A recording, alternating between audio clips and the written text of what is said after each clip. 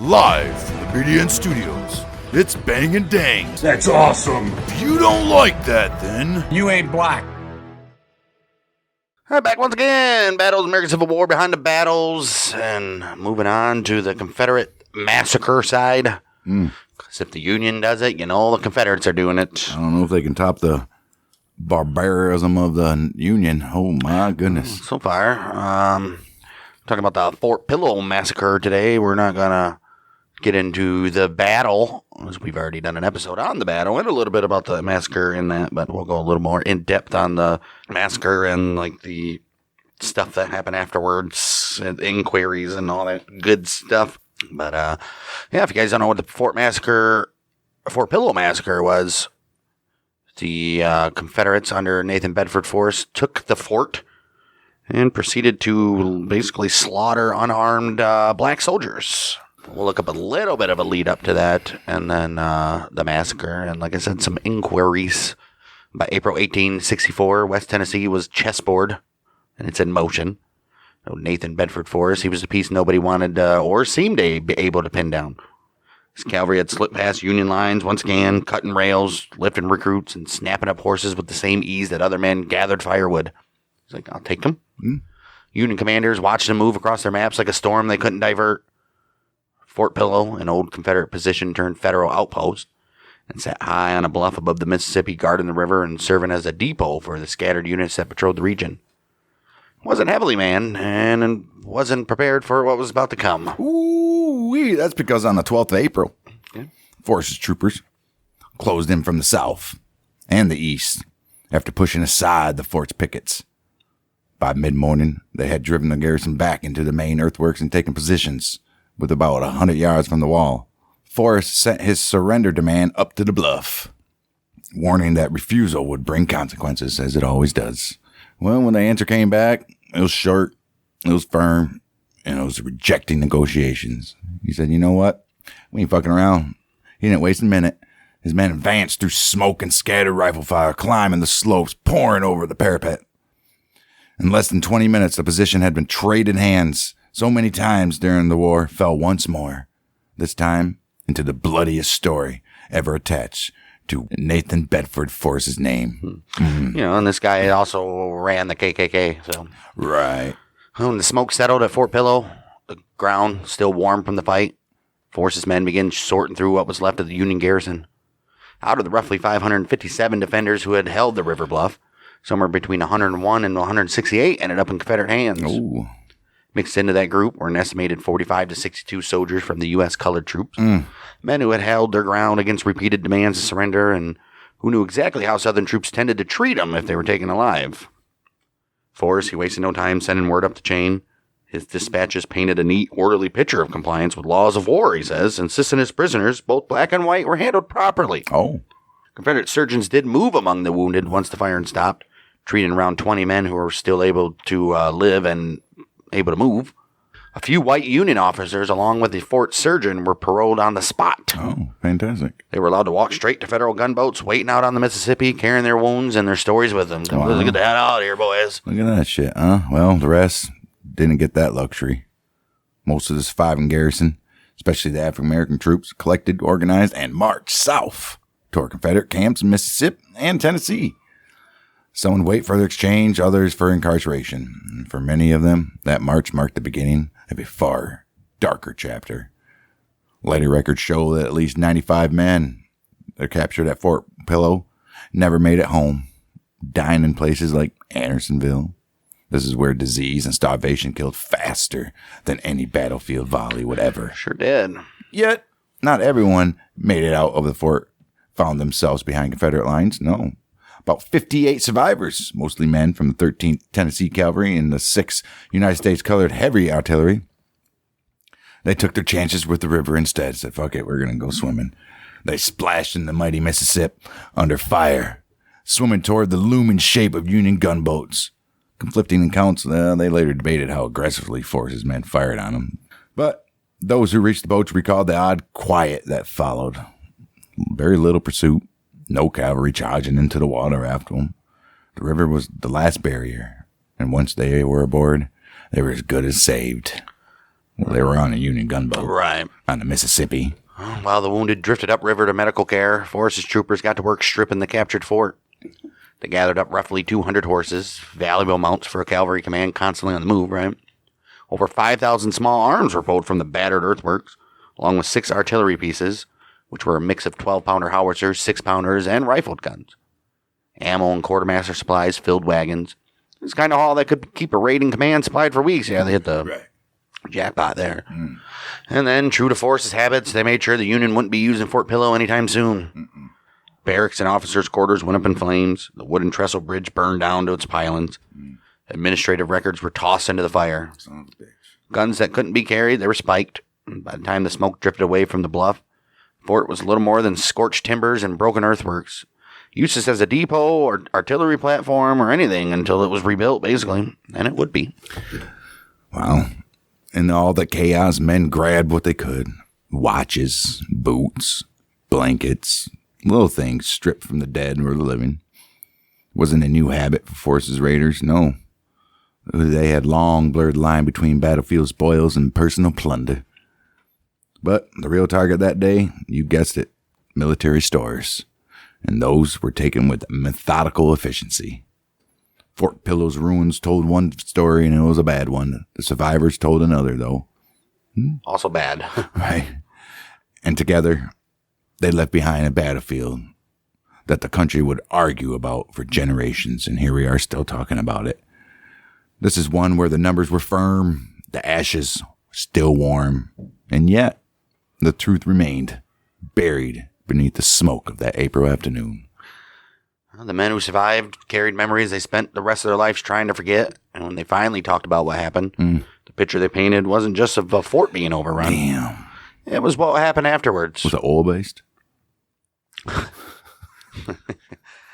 Union survivors said the real terror began once the fighting should have been over. It's when rifles should have gone silent and surrender flags should have meant something.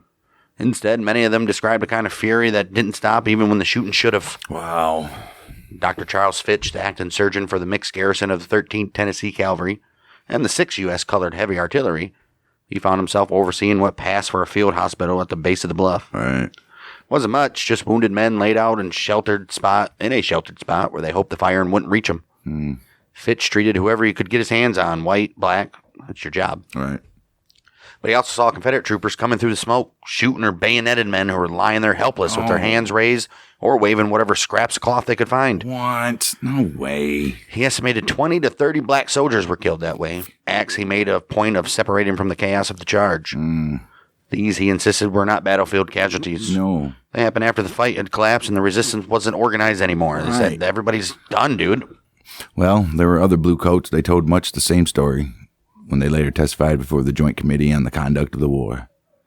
Enlisted men from the 6th U.S. Colored Heavy Artillery recalled dropping their weapons, stepping out with their hands up, and still being shot at close range. Some said they heard Confederate cavalrymen yelling, "Kill the Negroes!"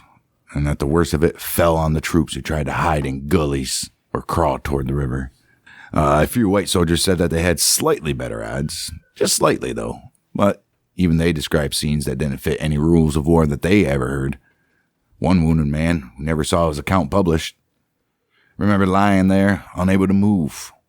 He was watching black soldiers swim for the Mississippi, while rifle fire stitched the water around them until the ripples went still.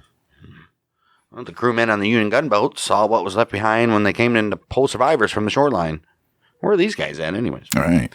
They reported clusters of bodies, many of them black soldiers, lying in ways that suggested close-range gunshots. And not the scatter of men cut down during a charge, which would be completely different, I would assume. Right. Their observations didn't settle the debate over what exactly happened, but they added another layer to the accounts pouring in from men who had been there on the ground. All these voices together told a story that didn't look like a simple hard fight gone bloody. The high death toll, over 60% of the garrison, and nearly every black soldier in the fort, didn't line up with a clean break in the heat of combat.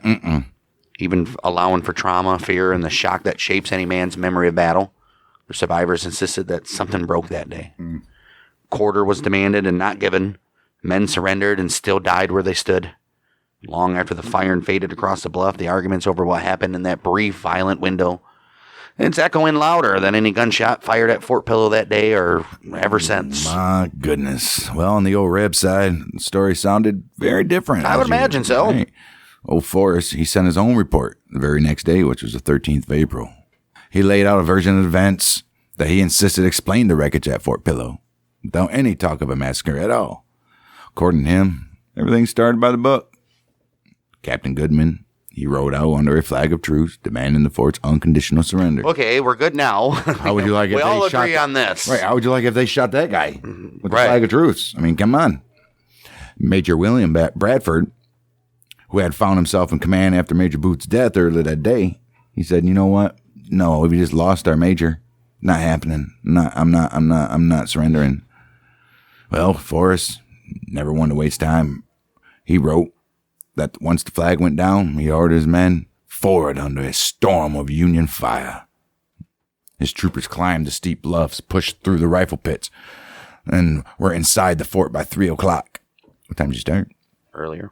Well, what happened after that? He said, well, it's a blur of close quarter fighting. Smoky. Union troops firing from the barracks and the trenches and whatever cover they could find while the Confederate pushed room by room and bank by bank. And he insisted that the uneven casualty numbers told the story. He claimed the Union suffered over 500 killed, including most of their officers, because they refused to surrender until they were physically overrun and had no choice but to get killed. Confederate losses, he reported, stood at 14 killed, 86 wounded. A lopsided tally he attributed to good fortune, favorable ground, and determined rush up the bluff. I mean, he dismissed any allegation of organized killing after surrender. In his telling, the survivors who wanted quarter got it. They were paroled or sent towards Memphis under truce.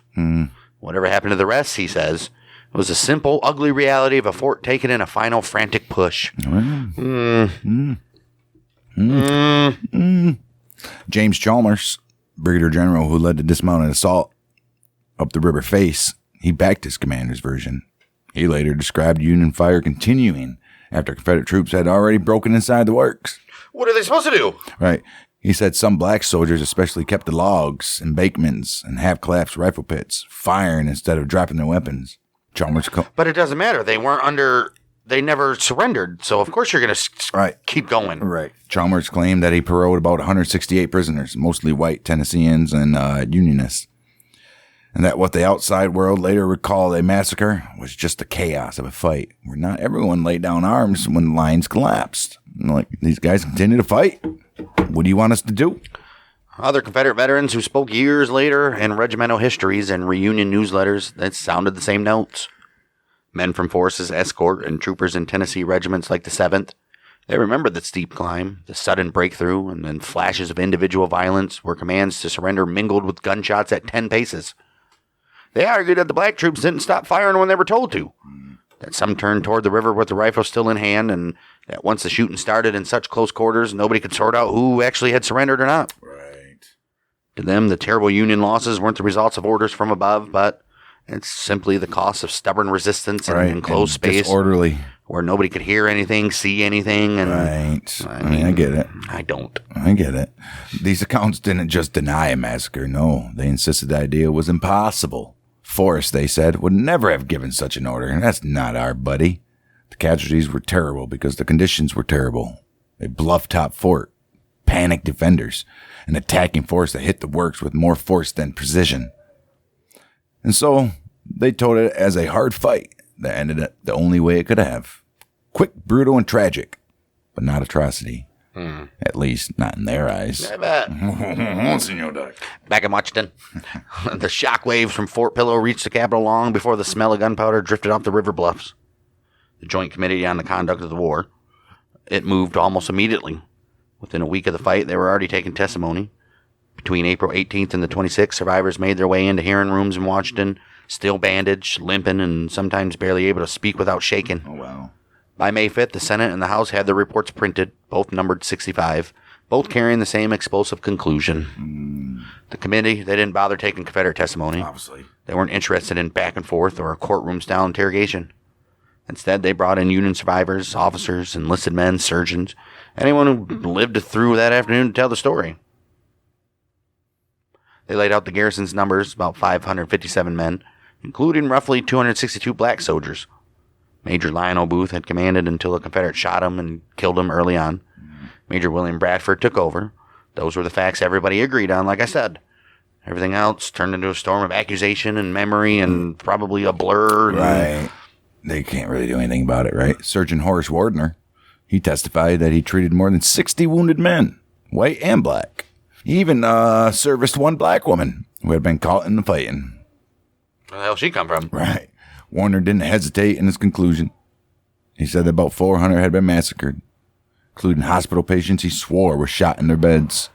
Now that's right. James Walls, a soldier from the United States Colored Troop, he estimated that about 200 of the roughly 300 black troops in the fort were executed after surrendering. Maybe. He claimed Confederate soldiers yelled, "No quarter," which, given the long history of threats against black troops, didn't surprise him. Actually, yeah, because that's what they said, you either get killed on sight or get shipped back to a plantation. Other witnesses added layers that sounded like something out of a nightmare. Sergeant Henry Weaver and a civilian named Eli Bangs, he told the committee that Confederates shot surrendering men for 20 straight minutes. They described bayonet wounds through the eyes, bodies split open, tent set on fire with wounded men inside. One particularly grisly story claimed a black soldier had been nailed to a tent floor before being burned alive. Oh, wow. These scenes, whether precise or shaped by trauma, they're believed enough to enter the record without hesitation. We're adding that. Then came the story of Major Bradford. Edward Benton testified that Bradford had been captured alive, robbed, and later shot and hanged near Covington on April 14th, 2 full days after the battle. Wow. For the committee, that was another arrow pointing toward deliberate cruelty, not a confusion of the battlefield. How could you be confused? You're not even in the battlefield. Right. The committee reminded Congress that Confederate threats against black soldiers had existed long before Fort Pillow. That's true. They pointed to earlier clashes like at Paducah, where Southern troops had vowed no quarter. To them, the reports from Fort Pillow it fit all too neatly into a pattern that they've seen over and over and over again. I have to agree. Wow, when the committee finally put its findings to paper, they didn't mince words at all. They concluded that a deliberate massacre had taken place, estimated that 300 to 400 Union soldiers, mostly black, murdered after the fighting should have ended. The wildly uneven casualty numbers were held up as proof. Somewhere between 3 and 550 Union troops dead, compared to 14 from the old Rebs. The committee said no. And you would think they're as soon as they stormed the fort and they're fighting in such close quarters like that, some of these Confederates should have been gunned down just like these Union guys were. Right. Something should happen, right? To them, it was policy, execution, retribution, a message set in blood. Ooh. They recommended retaliation in kind. Yeah, no, you guys go take a fort and just start shooting people in the faces. Only black guys, though. Well, then you're not going to kill nobody. Right. They recommended retaliation in kind. Harsh measures against Confederate prisoners and ensured nothing like Fort Pillow ever happened again. You can't do that. That recommendation hung heavily over the Lincoln administration, which feared that vengeance would only spark a cycle the country couldn't control. Yeah, I mean, back and forth. Right, it's just ridiculous. Critics, however, first quiet during the war and louder in later decades, they pointed out the committee's flaws. It was partisan, obviously, made up largely of men who wanted to rally support for black enlistment and the broader emancipation effort. Took no Confederate testimony. Relied on soldiers who had just lived through one of the most traumatic fights of the war. No cross-examination. No opportunity to challenge anyone's account.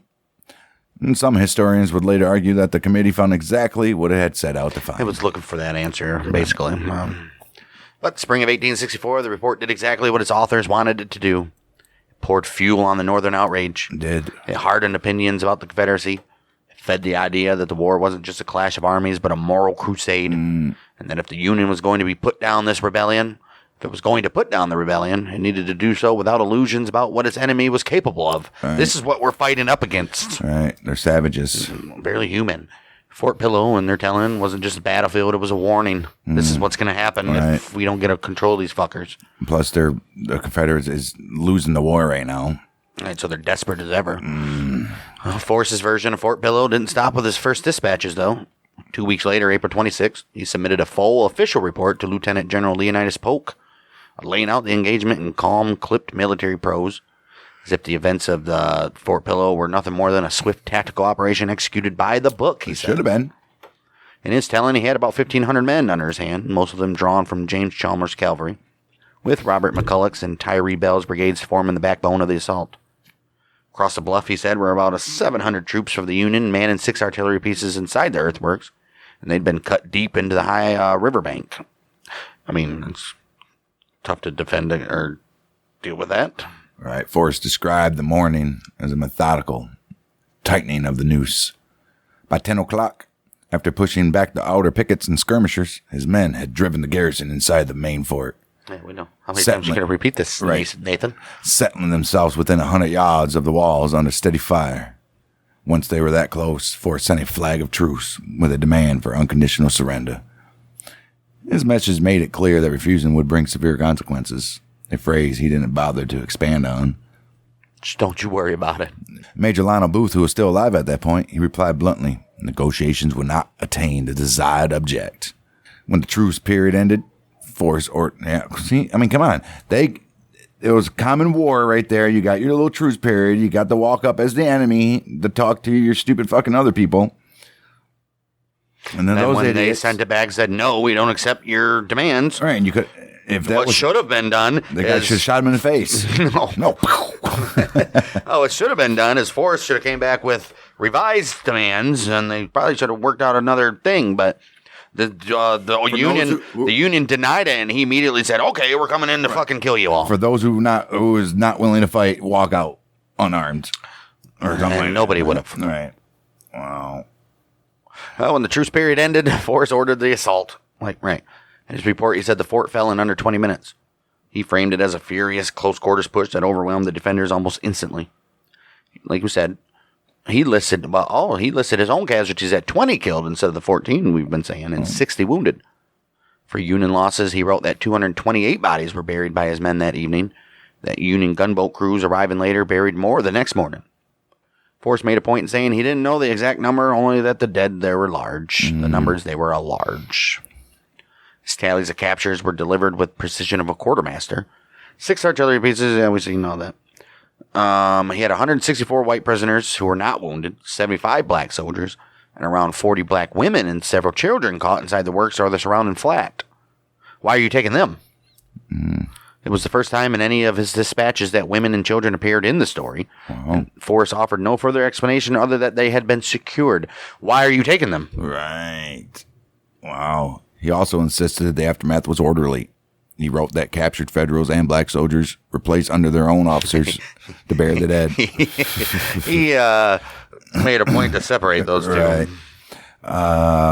After which he paroled the white prisoners and sent them down the road toward Memphis. The black troops, well, they were held for potential exchange. An almost theoretical claim. He wasn't planning on giving them back. No, given Confederacy policy towards black Union soldiers throughout the war. We all know that. The April 26 report softened some of the edges found in these earlier messages from April 15th.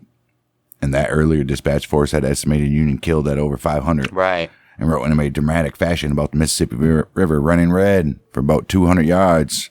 This is where fleeing soldiers were shot or drowned. The report to Polk scaled back some of that rhetoric, but the message stayed the same. Fort Pillow proved, he claimed, that black troops couldn't stand against Southern fighters. The high casualties were, in his view, simply the natural result of prolonged resistance. As accusations of atrocity spread through the northern newspapers, Forrest, he doubled down.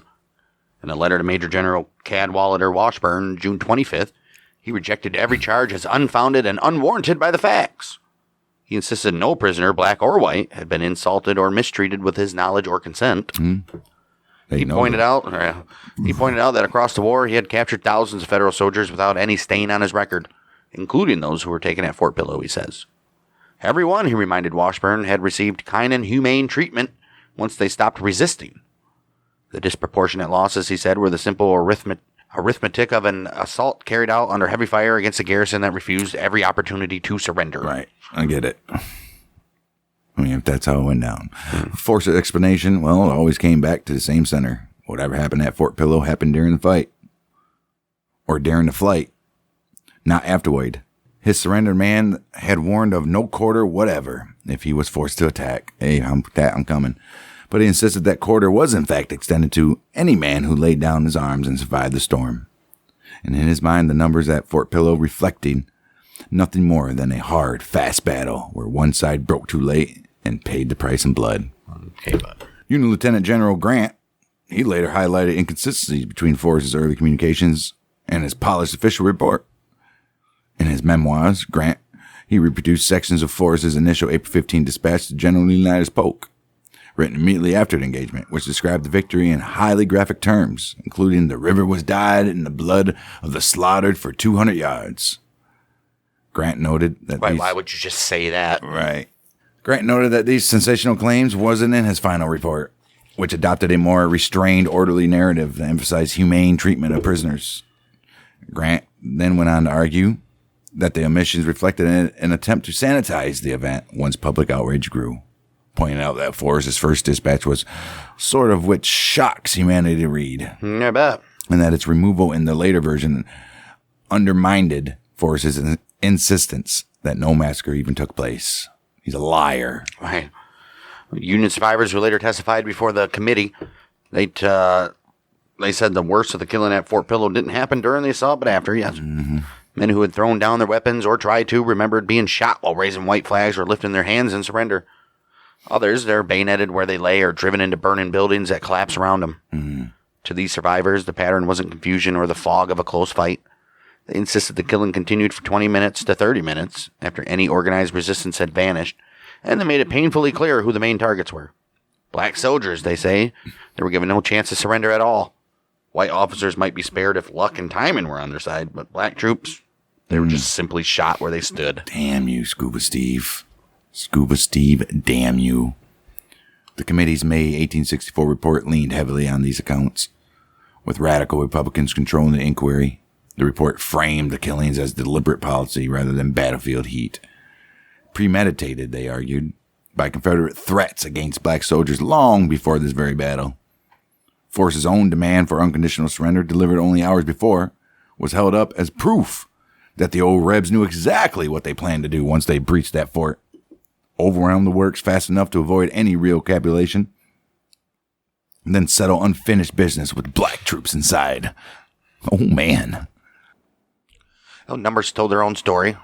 Of about 262 black Union soldiers present, only 58 survived, which is a survival rate of just 22%. White troops, by contrast, saw roughly 64% survive, many taken prisoner rather than killed. That disparity aligned disturbingly well with Confederate racial policy, as we know. James Seddon, the Confederate Secretary of War, he had already issued directives urging the execution of black Union soldiers and the white officers who commanded them, calling them insurrectionists rather than legitimate combatants. What Union survivors described at Fort Pillow fit those policies almost too neatly, everybody says. I mean, yeah. Dr. Charles Fitch, who worked among the wounded during the assault, said he saw Confederate officers directing the killing of wounded black soldiers. He claimed nobody stepped in to stop it, even with Forrest nearby. Federal naval crews arriving from the gunboats Silver Cloud and Pawnee, they added their own observations. They found bodies laid out in rows as though men had been formed up and shot, and they reported hospital tents burned with wounded men still inside. For the committee, these were not the marks of a chaotic fight. They were simply the marks of a purpose, of a slaughter. Then there was a letter written by Lieutenant Achilles Clark, one of Force's own officers. He's a piece of evidence the committee didn't have, but historians later treated as one of the most revealing Confederate accounts of the day. Clark didn't write for publication. He wrote home, privately, candidly, without any reason to embellish for the public. He admitted the fighting had been fierce, but once the fort was taken, he described scenes that echoed more of the Union testimony than Force's own reports. He wrote that black soldiers begged for mercy, that many of his comrades showed none. In one line that became famous long after the war, Clark confessed he had tried not to shoot any more black soldiers because, as he put it, they begged so piteously. He noted that some Confederates reveled in the killings, and that the fury toward black troops had surpassed anything he'd ever seen. Clark insisted there had been no official order to massacre anyone, but the tone of the letter, it left little doubt whatever policy existed on paper. The men carrying out the assault believed none of it applied to black soldiers. Union investigators never saw Clark's letter, but had they done so, it would have been stamped into the pages of the report in thick black ink. Its quiet frustration and grim honesty coming from a man who did not share Northern politics and had no reason to support Union claims. It just added a layer of Confederate corroboration that no amount of wartime rhetoric could wash away. The committee pointed to Forrest's actions that morning, his call for instant and unconditional surrender, followed almost immediately by an all-out assault to argue he had no intention of even granting quarter in the first place. Forrest, in his dispatch of April 13th, wrote that those that fell did so while fighting, but the selective nature of survival told a different story. White Tennesseans and white Union officers found themselves paroled or sent downriver. Black troops, even when wounded or disarmed, they did not. Whatever Forrest later claimed, whatever justifications came from the Confederate veterans in the years that followed, the numbers and the patterns clung stubbornly to the same conclusion. Race had definitely shaped the killing at Fort Pillow as surely as bullets and bayonets. And then there's this. Ever since the Union's General Order No. 143 opened the door for black enlistment, the Confederate government had treated captured African-American soldiers not as prisoners of war, but as enslaved people in violent rebellion. Orders from Richmond had made it plain. Black soldiers and the white officers leading them could be executed, or the black troops re-enslaved, depending on circumstances and the temperament of the men doing the capturing. It created a poison kind of motivation inside Southern ranks. For many Confederates, fighting the United States Colored Troops units wasn't a matter of tactics, it was a racial duty. And for the black soldiers inside Fort Pillow, it meant surrender might not be an option at all. Many of those African-American defenders had once been enslaved in Tennessee, Mississippi, and Alabama. They knew the stakes more clearly than anyone. Witnesses later said that even after white Unionists began to yield around 2 o'clock, many black troops kept firing from trenches and broken field works or fled toward the bluff rather than risk falling into Confederate hands. The casualty numbers suggest those decisions weren't made lightly either. Across the entire war, U.S. colored troops suffered death rates about a third higher than white regiments. At Fort Pillow, the gap widened even further. Out of the roughly 300 black soldiers present, only 58 were captured alive. The rest either died in the works, or shot while fleeing, or drowned in the Mississippi as they tried to escape the tightening ring of the Confederate skirmishers. And that gap wasn't an accident. It was the product of a worldview that treated black men in blue as something less than soldiers and something more than targets. Forrest himself didn't exactly hide that sentiment either. In one of his early dispatches, he expressed the hope that Fort Pillow would show, quote-unquote, Negro soldiers cannot cope with Southerners. It was as revealing as anything else he wrote that month. A window into a mindset shared by many under his command. Later in his official report, he insisted there had been no systematic atrocity, that the killing continued only because resistance continued. Fort Pillow was only one note in a larger score, which was the West Tennessee raid that Forrest had set in motion weeks earlier. His goal had been simple on paper. Strike behind Union lines, tear up railroads, frighten garrisons, lift recruits, seize mounts, and remind Northern commanders that the interior of Tennessee wasn't as secure as their map suggested. He accomplished all of it, too. His men tore up tracks and bridges, captured prisoners and stockpiles. By the end of the raid, had collected more than 5,000 horses and mules, which is enough to keep his entire command riding hard for months. He also managed to pull nearly 2,000 Confederate sympathizers into his ranks, swelling his force from roughly 7,000 to almost 9,000. For a general who seemed most comfortable when outnumbered, that kind of reinforcement only sharpened the blade he carried. The raid, it did more than damage rail lines, it bent Union strategy. Major General Stephen Hurlbut, sitting in Memphis and watching Forrest's movements with understandable unease, he had to divert troops to protect depots and river points, weakening the forward positions that were supposed to be pushing deeper into Mississippi. Forrest understood that a well-timed raid didn't have to destroy a campaign outright. It only had to slow it, confuse it, and make commanders second-guess their next steps. By that measure, his ride through West Tennessee hit the mark. That momentum carried cleanly into June, when Forrest met Samuel Sturgis at Bryce's Crossroads. He delivered one of the most punishing defeats of the war. Sturgis marched in with 8,500 men and limped out with 2,240 casualties left behind and enormous piles of Federal equipment and supplies in Confederate hands. Forrest lost fewer than 100. The speed and confidence his men showed that day were the fruits of the spring raid, fresh mounts, new recruits, and the sense that fortune favored their kind of fighting. Bryce's Crossroads became a victory that Forrest pointed to whenever critics questioned his methods. And yet, like many of his triumphs, it did not change the course of the war. Union control of the Mississippi meant Fort Pillow's loss barely dented Federal logistics. Northern armies never even stopped moving. The harsh fighting at Tupelo in July, where Union forces finally blunted Forrest's raiding capability, it marked the beginning of the attrition he could never quite outrun. Meanwhile, Sherman was already driving toward Atlanta, carving into the Confederacy's heart with a larger force, and a wider purpose than Forrest's cavalry could ever hope to counter. Fort Pillow fit into Forrest's story as a moment of ruthless efficiency, one that boosted his strength, fed his legend, and helped pave the way to Bryce's Crossroads. But the wider war was slipping beyond the reach of cavalry raids and dramatic swings of the saber. Forrest could bloody a nose or even break a column, but he could not stop the weight of the Union armies pressing south. The Confederacy's road was narrowing. Victories like Fort Pillow were becoming expensive sparks in a darkening tunnel. In the north, Fort Pillow took on a life of its own almost as soon as the news arrived. Newspapers seized on the reports of slaughter, especially the killing of black soldiers, and Union recruiters wasted no time folding it into their message. They told potential black volunteers, free and enslaved alike, that the Confederacy would never accept them as soldiers, only as rebels to be destroyed. Enlist, they urged, and fight not just for the Union, but for your own liberty. It was powerful, but the results didn't match the volume. There was no dramatic spike in black enlistments after Fort Pillow. In fact, in the Western Theater, the effect was the opposite. Stories of what would happen on the bluff, combined with the Union government's refusal to carry out reprisals, it made some potential recruits think twice about joining. As one historian noted, the Fort Pillow Massacre and the Union's official refusal to retaliate actually slowed the Western black recruitment to a trickle. Nationally, black enlistment kept rising, but not because of Fort Pillow. The motivation had already been fixed in place by emancipation, the possibility of pay, uniforms, and the promise, however fragile, of citizenship. By the war's end, nearly 179,000 African American men would serve, but the numbers don't show any Fort Pillow surge hiding in the middle of 1864. Where the impact hit hardest wasn't in recruitment, it was in the men who were already in uniform. Remember Fort Pillow? It became a shout passed along picket lines and whispered in the ranks of U.S. colored troops. It was scrawled in letters, barked in drill, and reported in dispatches. For black soldiers, the meaning was plain. You could not be taken alive. If capture meant execution, then battle had to be fought with the grim determination of men who believed surrender was a luxury they didn't have. Fort Pillow didn't fill the ranks, but it hardened the ones already marching. In Washington, the political fallout was even more tangled. By April, Lincoln had already been wrestling with the collapse of the prisoner exchange system. Confederate officials refused to recognize black Union soldiers as legitimate POWs. They wouldn't even exchange them at all. They sometimes executed the white officers who led them. Fort Pillow made the entire problem impossible to ignore at this point.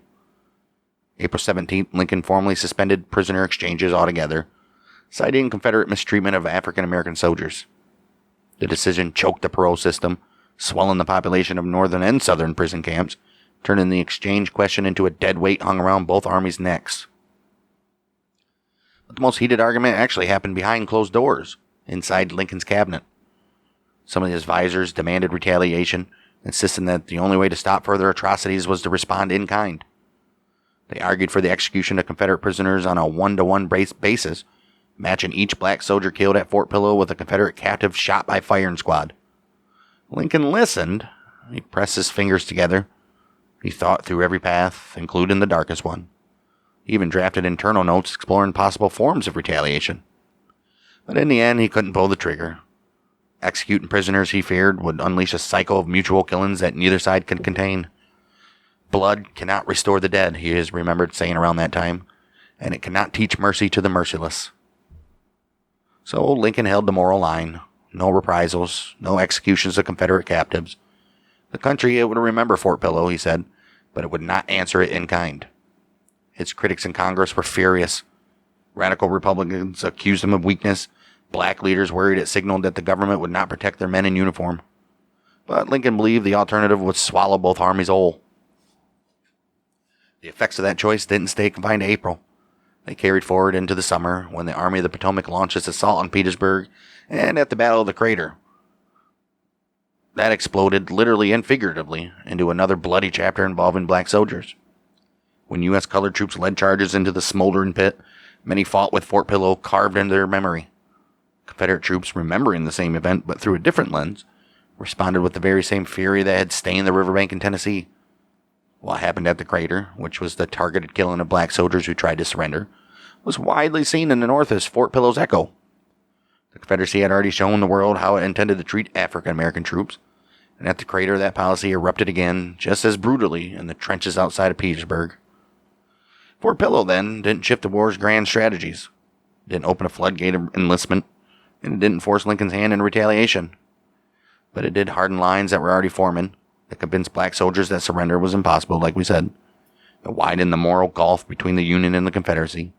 And it cast a long, dark shadow that stretched from the Mississippi River all the way to the burning crater in Virginia, where the war repeated its lessons in fire and smoke. In Fort Pillow, it never let go of Nathan Bedford Forrest. The moment the news reached northern papers, the April 12th fight was cast as deliberate massacre, with the Union estimates claiming 300 to 400 men killed, most of them black. The story spread through the spring and summer of 1864, feeding outrage in the North, giving Republican politicians a weapon in the presidential election year, and cementing Forrest in the national imagination as the architect of one of the war's worst atrocities. The Confederates, they answered just as quickly. Forrest's own report claimed he had made multiple surrender demands, that the Union troops continued firing even after works were breached, that whatever killing took place happened in the chaos, The South insisted the whole event was a tragic misunderstanding, fueled by battlefield confusion and the frenzied emotions of men charging over parapets while flags of truce rose and fell in the smoke. The divide didn't close when the war ended either. Congress's 1864 investigation, built entirely on 67 Union survivor testimonies, it found Forrest responsible for a massacre, but stopped short of bringing charges. Even at the time, the inquiry carried a political scent. Radical Republicans driving the committee had no interest in letting Forrest off the hook, but no appetite for a legal fight they might not win. The result was a report heavy with condemnation, but light on consequences. One man who didn't hesitate to speak bluntly was old William Tecumseh Sherman. He never much cared for Forrest, calling him that devil Forrest, and he had no patience for Confederate explanations after Fort Pillow. In private letters and later remarks, Sherman wrote that there was, quote-unquote, a barbarity in that command I never wished to see in civilized war. And he drew a hard line between Forrest's rank-and-file fury and Forrest himself. He believed many of the killings were driven by Confederate soldiers' hatreds of black troops, the cause, he said, of all the fury. And he noted that even if Forrest hadn't personally ordered the slaughter, he had failed to restrain the men under him. Sherman added that Southerners were enraged by the sight of armed black soldiers, and that this fury made control all but impossible. Once the fort fell, Sherman's comments became part of the North understanding of the event. Not just a tragedy, but a racial explosion in a war already laced with bitterness. Meanwhile, as for Forrest, his military legend keeps growing. His victory at Bryce's Crossroads that June only added to the contradiction at the heart of his reputation. He was a man hailed by many Southerners as the greatest natural cavalry commander for the Confederacy that they've ever produced, yet forever shadowed by the blackened earth of Fort Pillow. Early Southern writers leaned heavily into that tension. John Weiss's 1899 biography portrayed the battle as an ordinary assault fueled by poor Union fortifications and continued Federal firing under white flags, dismissing the racial violence as either exaggerated or the spontaneous work of a few undisciplined soldiers. Sure. Northern voices kept the massacre story alive with equal force. Harper's Weekly ran illustrations of Confederate brutality. The New York Times pressed the point in editorials and correspondence letters. In abolitionist memory, Forrest became the embodiment of Confederate savagery towards the black soldiers. Then along came Reconstruction, and with it a new chapter that did nothing to soften the stain. Forrest's 1867 role as the first Grand Wizard of the KKK, something he later tried to distance himself from, stitched Fort Pillow even tighter to the story of racial violence in the post-war South. Before Congress in 1869, Forrest denied leading the Klan and insisted it had already disbanded to restore order, but the association stuck. For many Americans, Fort Pillow and the Klan existed on the same moral plane. Historians throughout the 20th century continued trading volleys across the interpretive line. Jack Hearst's 1993 biography stressed the racial animus behind the killings and pointed out inconsistencies in Union testimony without dismissing the overarching pattern of targeted violence. Brian Steele Wills, writing 2 decades later, argued that Forrest lost control of his men in the heat of the battle but didn't issue extermination orders, situating the bloodshed within the broader context of Civil War brutality and Southern racial codes. Modern scholarship tries to walk between the myths on both sides, suggesting that while the high casualty rates at Fort Pillow showed signs of combat frenzy rather than a written directive, the racial component was undeniable.